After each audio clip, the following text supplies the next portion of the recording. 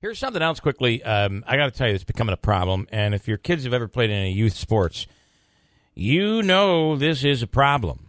Michael Fitch is a Texas Association of Sports official, and he is on to say there is a problem, a referee shortage now in youth sports because parents are so abusive. Is that true, Michael?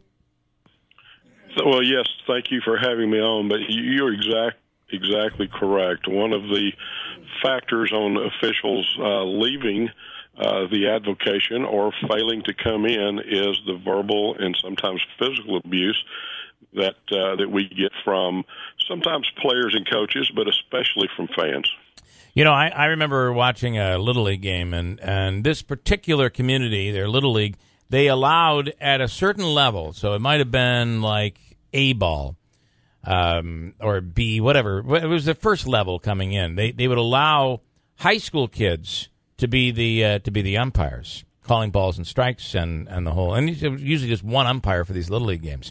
I got to tell you, I could not believe how bad the parents were to a 15-year-old. It was brutal, and let alone what they do to adults. I mean, it is rough out there to watch, Mike. Yes, it is, and unfortunately, in that situation, those high school kids, they probably played high school baseball, so they have a love for the game, and those are the people that we want, the people who have a love for the game. Yeah. And that experience might have prevented them from someday saying, I'd kind of like to do this at the high school level or above the college level. So it is a problem. What is wrong? I mean, this hasn't always been this way. What has gone wrong in society for this to be the case?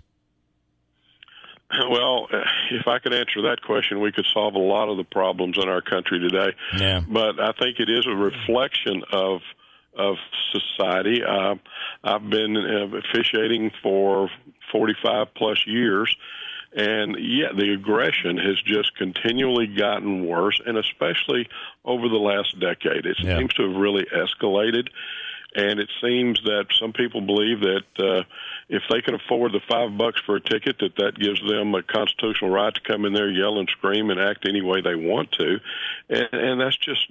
Number one, it's not a very good model for our kids. Not at all. And it is creating problem for officials. I was brought up to believe that you're going to go into a game, whatever your game is, you're going to go in, and there's a good chance at some point a referee is going to make a mistake. It's going to happen, right? You're going to miss a call. Unlike in, you can't like phone in to New York to see if that play at first base was really an out or not. You got to make the call on the fly, and sometimes you can blow a call. It happens, right? Whatever sport we're talking about, it's a game that's played by imperfect players, coached by imperfect coaches, and officiated by imperfect officials. Yes, there will be mistakes made. There's so many judgment calls, some sports more than others. And, a lot of times where you stand depends on where you sit. So you got to realize that if the official is in the right place, if they're mechanically correct, then they're in the right position to make that call. Yeah. And we have to go with them on that call because they're in the best place, and I think that they're going to get it right the great majority of the time. All right, there's a story out there about a referee at a girls' soccer game, right? Do you have that story too? What happened in this?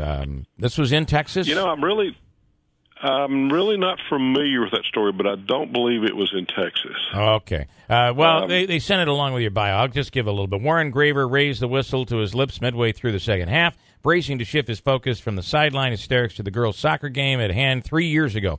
And that's when the veteran youth soccer referee saw two men walking onto the field coming after him.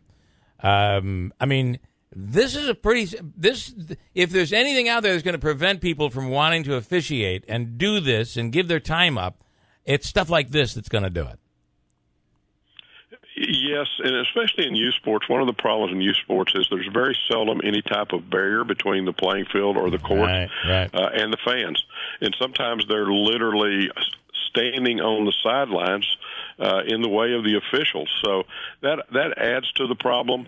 But, yes, if someone coming onto the field is probably our greatest nightmare. Yeah. All right, Michael, I appreciate it. Hopefully we all come to our senses at some point. I hope so. Thank you so much for having me on. I'd appreciate it. Why do they send us a bio and a story, and then the guy doesn't know anything about it doesn't make any sense. I remember one call, and I don't want to mention the referee's name or the umpire's name, Gookins, but it was come on, Bill. It was. I think my son was playing. It was a senior year high school baseball game. And to this day, he still says, "No, I'm going to tell you, I had it right. He was out at first base." Yeah, that's if you call him out a foot before. You call him out a foot after they pass through and run through the bag. And the problem with this one is there was a parent right there on the first base side who almost was like, and I don't want to get into any of this, but he must have thought he was taping as if he'd have an instant replay. And I'm going to tell you, he had an instant replay. And it was like the kid had run through. He was a foot off the bag. He'd run through. He touched the bag, ran through, out.